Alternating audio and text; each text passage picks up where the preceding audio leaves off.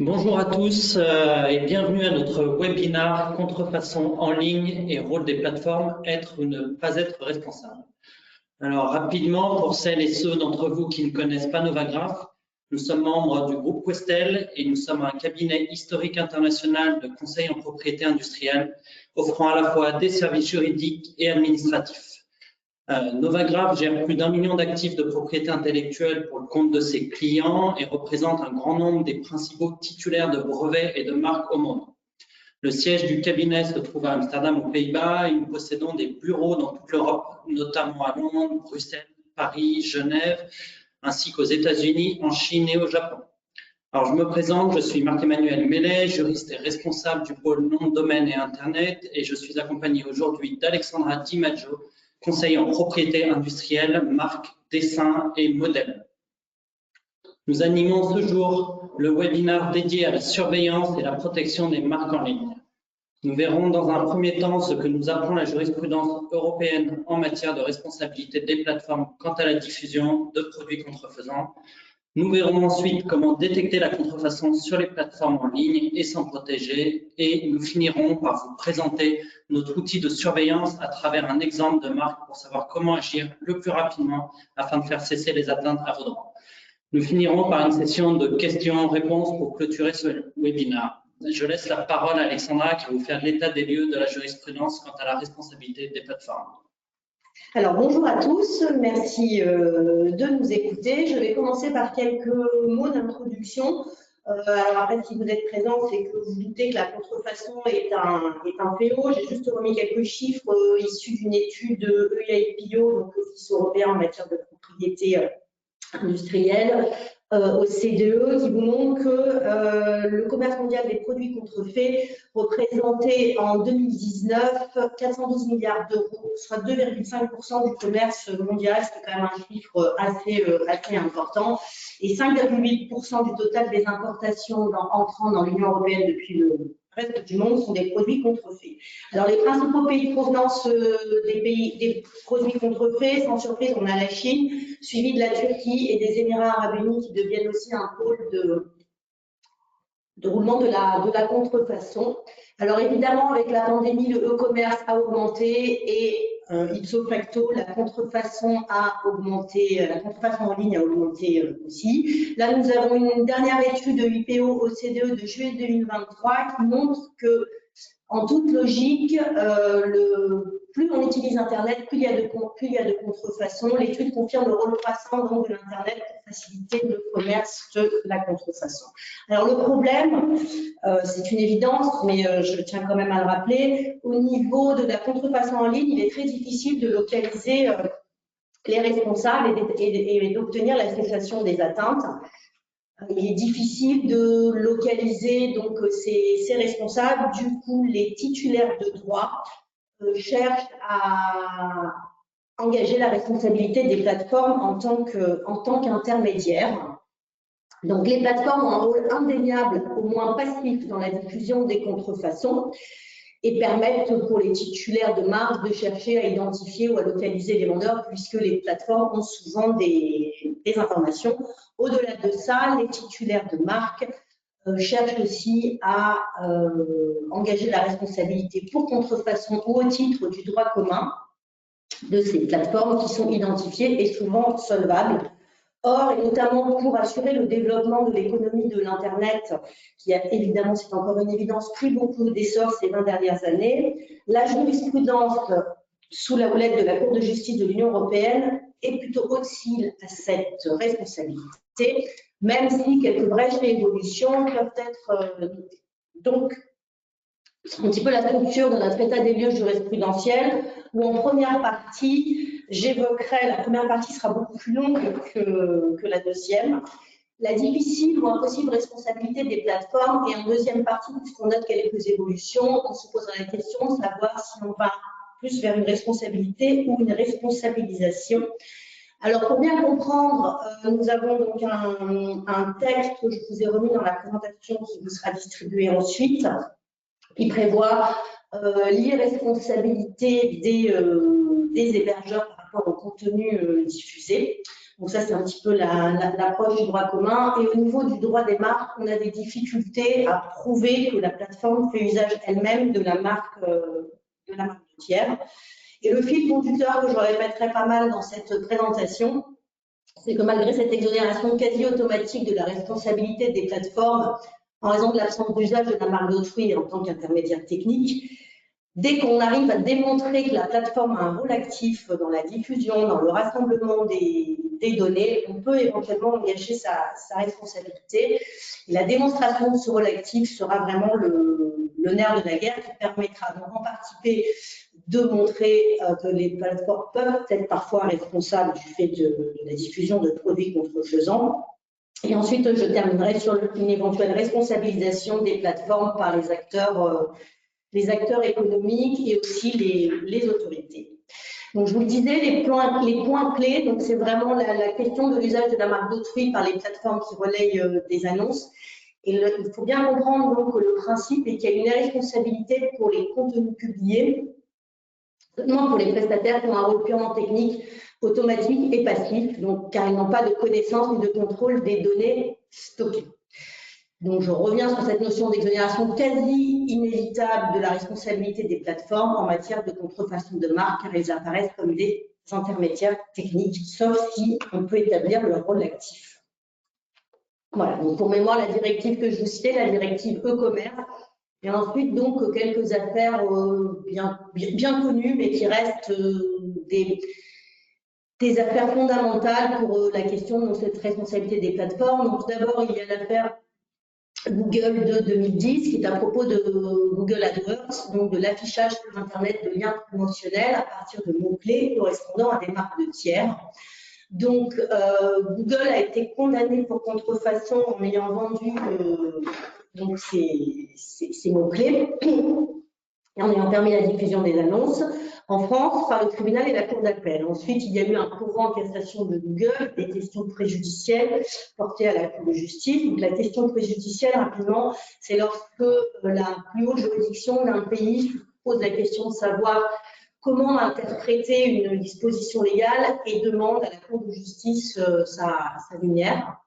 Donc, les questions posées étaient de savoir si Google pouvait être contrefacteur car il avait fait lui-même usage de la marque vendue comme mot-clé à un annonceur dont il ne maîtrise pas la communication commerciale, et si à défaut de contrefaçon, la responsabilité de Google pouvait être engagée sur le fondement du droit commun.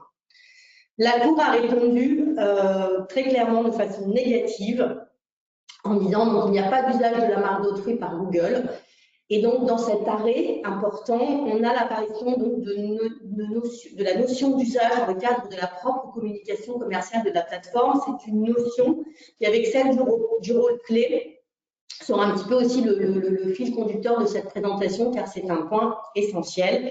Et au niveau de la responsabilité du moteur de recherche en tant que fournisseur de contenu, enfin d'intermédiaire technique, il n'y a pas eu de responsabilité puisqu'on a considéré que Google avait un rôle passif, donc il bénéficiait de cette exemption de responsabilité parce qu'il n'avait pas un rôle qui lui permettait de contrôler et connaître les données stockées. Donc le principe qui est important et qui demeure, c'est qu'en l'absence de ce rôle donc actif, le prestataire technique ne peut être responsable pour les données stockées, à moins qu'il ait eu connaissance de ce caractère illicite et qu'il n'ait pas promptement agi et retiré les données contrefaisantes. Voilà. Donc, la responsabilité sur le fondement du droit commun peut être engagée soit si la plateforme maîtrise la communication, soit si à défaut elle ne coopère pas pour retirer la communication une fois que le caractère illicite de la communication a été porté à sa connaissance. Donc voilà, pas de rôle actif, pas de responsabilité, sauf si refus de coopérer en retirant l'annonce identifiée comme illicite. Alors au niveau des rôles actifs, après c'est vraiment une question de fait qu'on va revoir un petit peu dans toutes les jurisprudences. Peu importe que le service soit payant, en revanche, il faut prendre en compte un rôle actif, un aide dans la sélection des mots-clés et dans la rédaction de l'annonce. Donc, c'est vraiment une affaire, on juge au cas par cas. Donc, dans l'affaire IB, L'année suivante, la Cour de justice, suivie ensuite par la Cour de cassation, a précisé que là, eBay avait un rôle actif puisqu'elle aide les plateformes à l'optimisation et à la promotion des annonces. Voilà, donc eBay a été vu comme responsable en raison de son assistance aux vendeurs. Donc à chaque fois, un point aussi important, il faut vraiment faire un examen des conditions de fonctionnement de chaque plateforme. Donc voilà, c'est ce qu'on a vu voilà, aussi dans les affaires Airbnb et Tizili.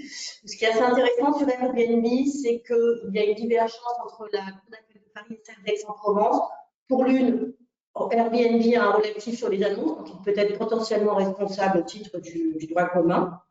Et pour la seconde, pas de contrôle des annonces, c'est juste une mise à disposition d'outils techniques, donc pas de responsabilité.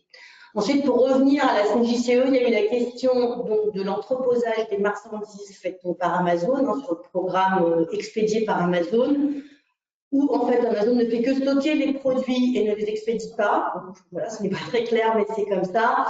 Donc là, la Cour de justice, toujours en étant assez favorable finalement aux plateformes, précise qu'il n'y a pas de rôle actif et que bien que Amazon entrepose des produits, il n'y a pas de maîtrise directe de la communication, pas de rôle actif, pas de responsabilité. Donc on voit que cette responsabilité des plateformes est assez rarement retenue, sauf à prévoir un comportement actif, donc il appartiendra donc aux juridictions de définir ce qu'est un comportement actif et un usage de la marque dans le cadre de la propre communication commerciale des plateformes.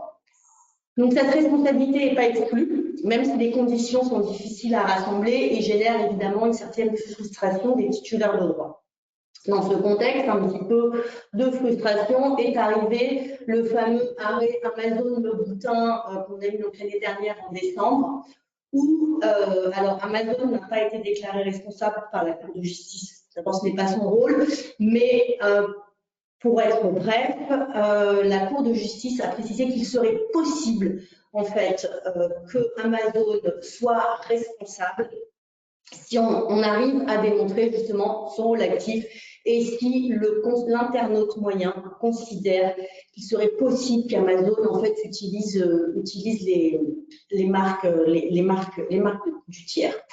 Alors, la question là, toujours une question de fait, l'importance de regarder vraiment le fonctionnement particulier de chaque plateforme, ce qui après ça amène à nous poser la question de savoir si au final on ne se retrouverait pas avec des modèles de responsabilité correspondant à chaque modèle de plateforme. Amazon, la particularité, donc, c'est qu'il propose aussi des produits Amazon à côté de produits de tiers et à ce jour, les annonces sont présentées de la même façon, donc avec le logo d'Amazon. Et du coup, la question était là. Donc, savoir si l'utilisateur normalement informé, raisonnablement attentif, va estimer, du fait de la présence du logo, notamment qui a été vraiment débattu devant la Cour, qu'Amazon commercialise elle-même les produits. Donc, je le répète, la Cour n'a pas indiqué qu'Amazon est responsable, mais elle a dit qu'il pourrait être responsable au titre de la contrefaçon. Sachant qu'à l'inverse de l'affaire Google que j'évoquais tout à l'heure, les juridictions nationales n'avaient pas considéré Amazon comme responsable, alors que Google, en 2010, avait été considéré comme responsable en France. Alors, la question donc d'Amazon Le Boutin va revenir devant les juridictions nationales qui devront prendre en compte le fait qu'Amazon a un mode de présentation uniforme des annonces qui font la promotion de ses propres produits et celle de vendeurs émanant de tiers à la plateforme. Essentiel, elle fait apparaître son propre logo de distributeur renommé sur toutes les annonces et elle offre aussi aux vendeurs tiers des prestations complémentaires type le stockage et l'expédition des produits. Alors, ce qui est intéressant dans cet arrêt, c'est que tout ça a été mis en perspective avec la perception de l'utilisateur moyen, raisonnablement attentif et normalement informé, qu'on connaît bien en droit des marques, mais aussi, et là c'est un petit peu plus nouveau, c'est le même mode de raisonnement que celui prôné par le Digital Services Act, qui est donc un règlement de l'Union qui est rentré en vigueur partiellement en août dernier vis-à-vis des grandes plateformes et qui sera en vigueur pour tout le monde au mois de février. Donc, il précise qu'il faut apprécier la communication à l'aune de la perception du consommateur. Donc, le principe de l'irresponsabilité des hébergeurs pour les contenus stockés est maintenu, mais le texte précise que s'il est vraisemblable que l'internaute établisse un lien entre les contenus et la plateforme, il n'y aura pas d'exemption de responsabilité. Donc, on est vraiment dans la même logique que celle de l'arrêt d'Amazon, avec la perception du consommateur qui est toujours difficile après à établir comme notion centrale. La leçon aussi qu'on peut tirer de ça, c'est que les grandes plateformes, au moins, sont invitées à la fois par la Cour de justice et par ce texte à être responsables dans leur façon de présenter les communications et les annonces. Du coup, on s'inscrit dans la tendance à la vigilance des autorités par rapport aux grands acteurs du numérique pour les responsabiliser. Donc, c'est un élément important. On a eu là récemment, suite à l'entrée en vigueur partielle du DSA, le Digital Services Act, la Commission européenne qui demande à AliExpress des informations sur les moyens de lutte qu'elle prévoit pour protéger les consommateurs en ce qui concerne la diffusion en ligne de produits illicites, avec la possibilité d'ouverture de procédures par la Commission. Donc, on voit que vraiment, les grands acteurs du numérique, notamment les GAFAM aussi, évidemment, sont dans le viseur de certaines juridictions et des autorités pour évidemment permettre aux consommateurs d'avoir confiance dans l'économie numérique, et les plateformes aussi cherchent à se montrer responsables et à entretenir la confiance du consommateur. On a notamment eu très récemment l'adhésion d'Amazon à l'hyper-renforcement portal, qui est un programme qui permet de lutter contre les contenus illicites. Je vous laisserai consulter la page de l'UIPO, qui agit aussi beaucoup évidemment en matière de contrefaçon. Il y a également tous les sites qui mettent en place, beaucoup de sites qui mettent en place des mécanismes de signalement à la disposition des consommateurs pour les contenus illicites qui peuvent être des produits contrefaisants. Donc, ces mécanismes de signalement sur les sites sont un des moyens d'action à la disposition des titulaires de marques qui doivent aussi agir en amont. Donc, signaler et également surveiller les contenus pour détecter les potentielles contrefaçons. Et Marc-Emmanuel, qui est à mes côtés, va vous présenter justement ces points un peu plus en détail. Alors, merci Alexandra. Donc, comme le disait Alexandra, il est difficile d'engager la responsabilité des contrefacteurs, mais aussi des plateformes. Le but, alors pour obtenir un résultat efficace et rapide, on va essayer de faire jouer la responsabilisation des plateformes. Alors, comment détecter les contrefaçons sur les plateformes et en ligne et s'en protéger? Alors, il est important de surveiller les plateformes, de prévenir également, mais aussi d'agir. Donc, surveiller plusieurs moyens, ça va permettre de détecter en tout cas les contenus contrefaisants sur les plateformes. C'est important, tant qu'on ne cherche pas, on ne trouve pas, et c'est vraiment en surveillant que vous allez pouvoir constater qu'il y a des contenus gênants sur les plateformes. Prévenir, donc comme le disait Alexandra, les plateformes mettent de plus en plus en place des process pour permettre d'éviter qu'il y ait des contrefaçons sur leur plateforme. Et enfin, agir. L'action, dans le but, c'est d'obtenir la suppression des contenus gênants. Alors, comment détecte-t-on qu'il y a des contenus gênants sur les plateformes? Alors, on peut avoir des remontées des clients qui contactent le service client pour indiquer qu'on a reçu un produit qui n'était pas conforme à ce qu'on attendait. Il y a aussi les remontées des équipes internes. On a souvent les équipes du marketing qui, en faisant des recherches sur la prochaine campagne de pub, se rendent compte qu'un produit contrefaisant est en ligne sur telle plateforme. Mais le plus efficace reste la surveillance en ligne. Donc, dans les surveillances, on en a deux principales. Faire une surveillance manuelle ou informatiser cette surveillance. L'avantage de la surveillance manuelle, c'est qu'elle est peu coûteuse. Elle va permettre de détecter les contenus les plus gênants, à savoir les contenus que vos potentiels clients pourraient trouver en tapant, par exemple, sur Amazon, votre marque. Mais il a l'inconvénient de cette surveillance, a l'inconvénient d'être chronophage et elle est incomplète. Au contraire, une surveillance informatisée, aujourd'hui, elle va permettre de détecter énormément de contenus. On peut effectuer des surveillances sur des termes, mais aussi sur des logos, sur des formes. Sur un terme, la détection, elle peut se faire parmi du texte, mais elle peut aussi se faire parmi des photos avec des filtres. On peut détecter donc une marque sur tout support. On peut faire aussi une détection par des termes approchants et c'est vraiment une surveillance qui est très rapide, qui est très complète et qui donne de très bons résultats. Dans le cadre donc de votre protection de vos marques en ligne, une chose importante, c'est de prévenir. Donc, comme le disait Alexandra, on a une responsabilisation des plateformes et de plus en plus de plateformes mettent en place des programmes pour en tout cas diminuer le nombre de contrefaçons présentes sur leur site. Donc on a eBay, on vous a mis quelques exemples. Donc eBay qui permet d'enregistrer les points principaux d'une marque. On a le projet Amazon Zero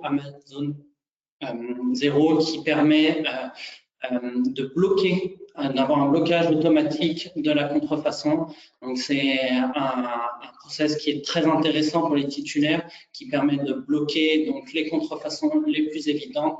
Elle ne permet pas de mettre fin à la contrefaçon, mais elle permet du coup de bloquer les plus importantes et de se consacrer à d'autres points un peu plus importants.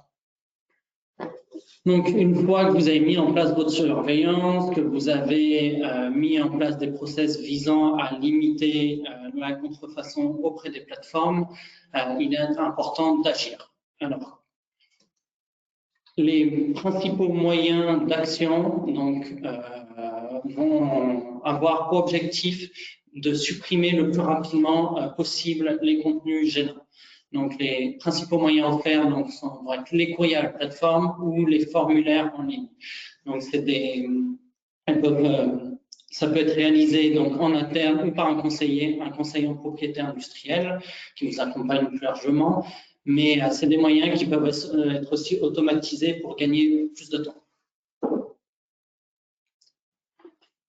Maintenant, donc notre partie 3, on va vous montrer l'outil qu'on a chez Novagraph qui permet de surveiller notamment les plateformes en ligne et qui va aussi nous permettre d'agir assez rapidement.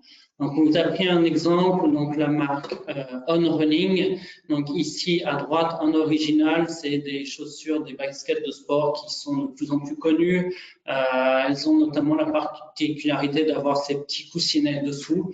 Et voilà, donc on a utilisé notre logiciel qui nous a détecté parmi tant d'autres cet exemple sur AliExpress.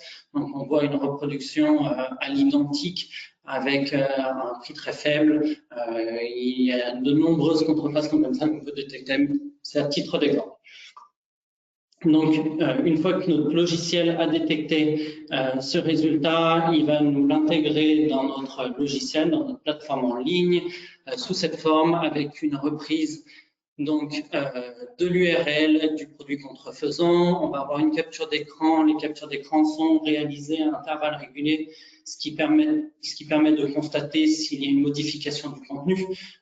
On peut utiliser aussi après donc ces captures d'écran dans les procédures ultérieures qu'on pourra engager.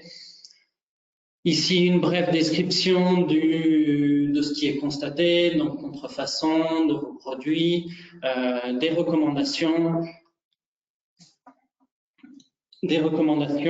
et voilà le type d'acte détecté. Ici, on a des contrefaçons sur une plateforme et l'avantage de notre plateforme, c'est qu'en plus de surveiller automatiquement donc les plateformes en ligne, elle va nous proposer aussi les actions à réaliser. Donc, c'est les actions qu'on a ici en dessous. Donc, on a ici un formulaire auprès de la plateforme et un courrier de mise en demeure envoyé par courriel. Donc, le premier, ici, l'IPP report, Voilà, notre logiciel nous redirige directement sur la plateforme donc d'Alibaba dont AliExpress est affilié. On va pouvoir donc déposer notre demande avec un courrier prévu par notre plateforme qui va reprendre vos droits. Par exemple, là, pour notre exemple de running, ça pourrait être la marque, mais ça pourrait être aussi le modèle, avec nos demandes pour obtenir la suppression la plus rapide du contenu. On avait aussi la possibilité d'envoyer un courrier de mise en demeure. Donc voilà, notre plateforme reprend l'adresse email avec le sujet, avec l'objet et un courrier en dessous qui n'est pas présent là, mais qui reprend donc la plateforme, la langue utilisée par la plateforme avec vos droits. On a un courrier qui est assez détaillé, qui permet d'obtenir très rapidement la suppression du contenu. Donc notre programme, c'est un programme sur mesure. Ça veut dire qu'on peut surveiller plusieurs modules, à savoir on peut surveiller très bien des plateformes comme Amazon, AliExpress et j'en passe. On peut surveiller également les réseaux sociaux, les sites internet. On s'adapte vraiment aux besoins de la société. On peut effectuer des focus plus géographiques. On se rend compte que certaines sociétés sont plus copiées dans les pays de l'Est ou en Chine ou dans les pays arabes. C'est vraiment quelque chose avec notre logiciel où on peut se focaliser sur des régions en particulier. On utilise une technologie de pointe, c'est-à-dire qu'on va pouvoir traiter un nombre d'informations et de résultats assez importants, mais toujours en lien avec un juriste qui va analyser ces contenus pour vous proposer la meilleure stratégie possible en lien avec vos stratégies de propriété intellectuelle. Et ensuite, on vous propose de mesurer les impacts, à savoir le nombre de résultats que l'on détecte. On va pouvoir mesurer par plateforme, par type de marque, par région également. On va pouvoir également voir les résultats de nos actions menées. Voilà, c'est quelque chose qu'on adapte après aussi en fonction des résultats dont vous avez besoin.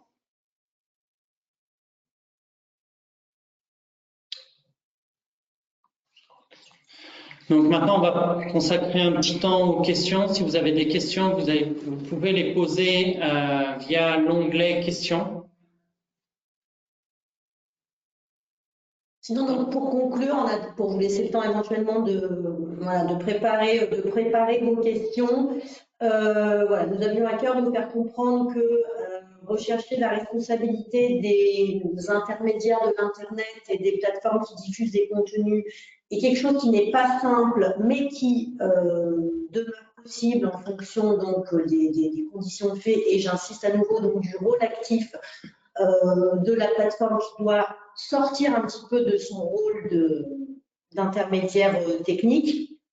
Dans ce cas-là, responsabilité possible à la fois au niveau du droit des marques et éventuellement sur le fondement du droit commun. Et on observe surtout quand même, que je reviens sur ces idées, une tendance à la responsabilisation des plateformes qui sont fortement incitées par les pouvoirs publics et par certains outils mis à la disposition des titulaires de droit pour se défendre, même si la route est encore longue. Et il faut, en effet, comme vous l'a montré Marc-Emmanuel, demeurer vigilant pour agir soi-même pour se défendre. Voilà. Alexandra, on a une question.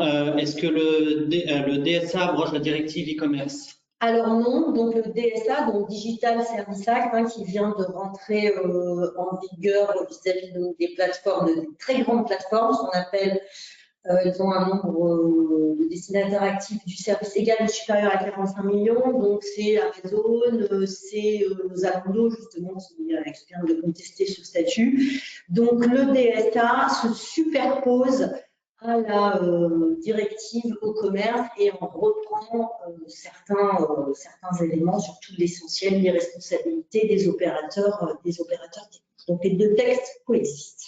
On a une autre question. En droit des brevets, le stockage de produits contrefaisants est considéré comme un acte de contrefaçon.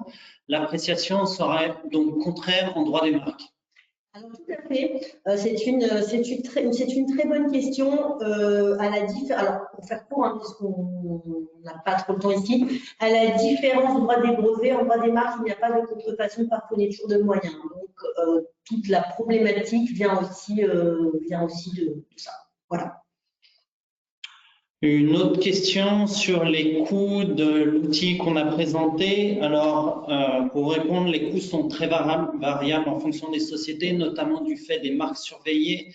On va prendre en compte le nombre de résultats et le temps d'action qu'on va consacrer. Ça dépend aussi des canaux surveillés. Mais pour les principaux modules, ça veut dire à savoir les plateformes en ligne, les réseaux sociaux ou les sites Internet, on peut donner une fourchette de l'ordre de 1 000 à 2 000 euros par mois, sachant que ça inclut les surveillances, mais aussi toutes les actions pour obtenir la suppression de ces contenus. Donc, c'est un coût qui est à relativiser au regard des actions menées en lien avec la surveillance. Est-ce qu'il y aurait d'autres questions ?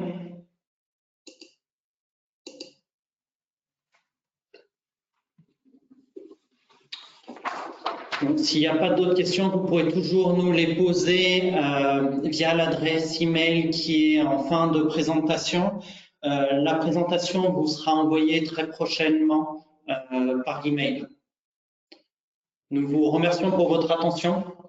Merci à tous, bonne journée et n'hésitez pas si vous avez